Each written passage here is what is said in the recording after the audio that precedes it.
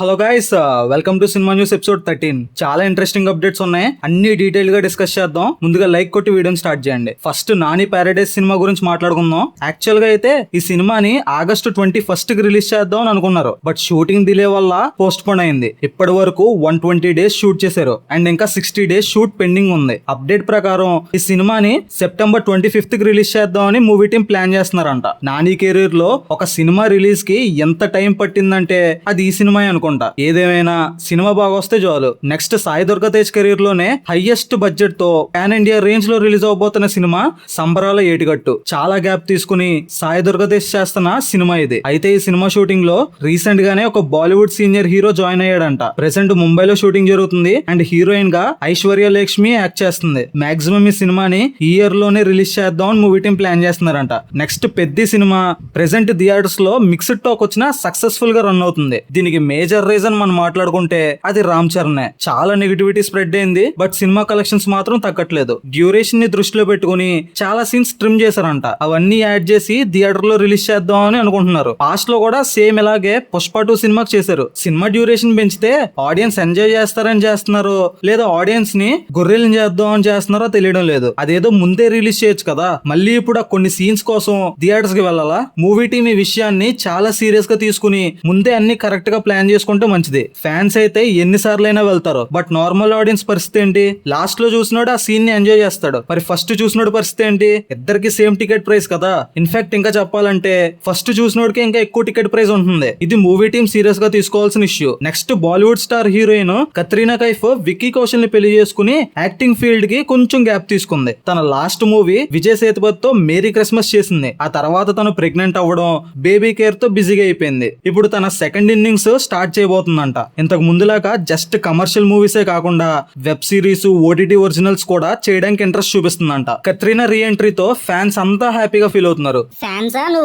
ఫ్యాన్సే అంటే నేను కూడా. Next Pradeep Ranganathan and Mamitha Baiju combination లో వచ్చిన డూడ్ సినిమా గుర్తుందా? డూడ్ సినిమాలో పాటలు ఉంటారా?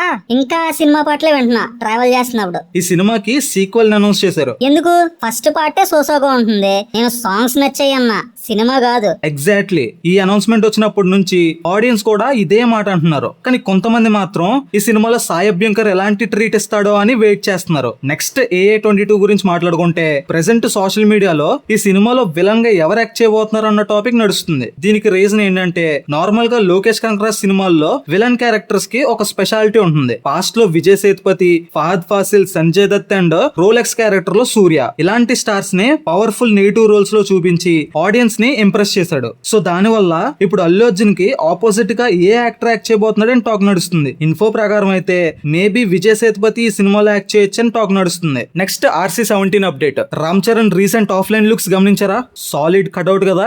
సేమ్ ఇదే లుక్స్ లో సుకుమార్ గారి కాంబినేషన్ లో రాబోతున్న సినిమాలో కూడా కనిపించబోతున్నాడు అంట. ఆల్రెడీ వీళ్ళిద్దరు కాంబినేషన్ లో వచ్చిన రంగస్థలం సినిమాకి ఒక సాలిడ్ ట్రాక్ రికార్డ్ ఉంది. అయితే ఈ సినిమాలో రామ్ చరణ్ ఒక పల్లెటూరు వ్యక్తిగా కనిపించాడు, బట్ RC-17 లో మాత్రం ఫుల్ స్టైలిష్ లుక్ లో మోడర్న్ గా కనిపించబోతున్నాడు అంట. అండ్ ఈ సినిమాలో హీరోయిన్ గా కృతి సనన్ ని అనుకుంటున్నారంట. నెక్స్ట్ బాలీవుడ్ రామాయణ సినిమాలో రణబీర్ కపూర్ రాముడిగా అండ్ సాయి పల్లవి సీతగా అండ్ యష్ రావణాసురుడిగా యాక్ట్ చేస్తున్నారని అందరికీ తెలిసిందే. అయితే రావణాసురుడికి భార్యగా కాజల్ అగర్వాల్ యాక్ట్ చేయబోతుందని రూమర్స్ వచ్చాయి. అయితే ఈ రూమర్స్ మీద కాజల్ ఒక అవార్డ్స్ ఫంక్షన్ లో క్లారిటీ ఇచ్చింది. ఈ సినిమాలో తను నిజంగానే యష్ కి భార్యగా యాక్ట్ చేయబోతుందంట. న్యూ టెక్నాలజీతో మనం ఇంతకు ముందు ఎప్పుడు ఎక్స్పీరియన్స్ చేయని విధంగా చూపించబోతున్నారంట. 2 పార్ట్స్ కి కలిపి 4000 crores స్పెండ్ చేయబోతున్నారు. ఒక క్వాలిటీ ఎక్స్పీరియన్స్ ఇస్తే అంతే చాలు. ఇంకో ఆదిపురుష్ అవ్వకుండా ఉంటే హ్యాపీ. నెక్స్ట్ ఎన్టీఆర్ డ్రాగన్ సినిమాలో మలయాళం యాక్ట్రెస్ దర్శన్ రాజేంద్రన్ యాక్ట్ చేయబోతుందంట. అసలు నమ్మలేని అప్డేట్ ఏంటంటే ఈ సినిమాలో ఫ్లాష్ బ్యాక్ ఎపిసోడ్ లో ఒక్క బ్లాక్ షేడ్ ఫ్రేమ్ కూడా కనిపించదంట. ఫుల్ కలర్ఫుల్ గా ఉంటుందంట. ప్రశాంత్ నీల్ సినిమాలో